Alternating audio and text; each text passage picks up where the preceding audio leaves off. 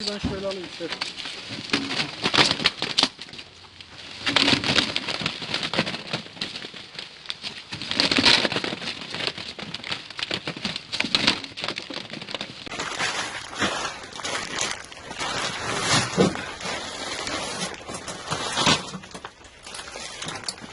Al şunu oldu.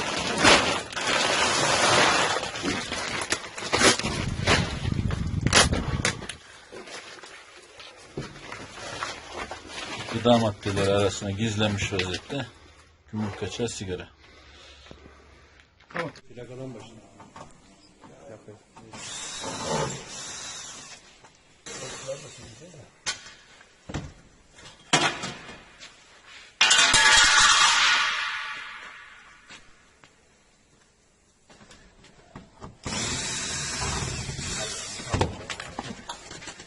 Daha önce yakalaması yok mu? Bilmiyorum. Bir daha yaparız.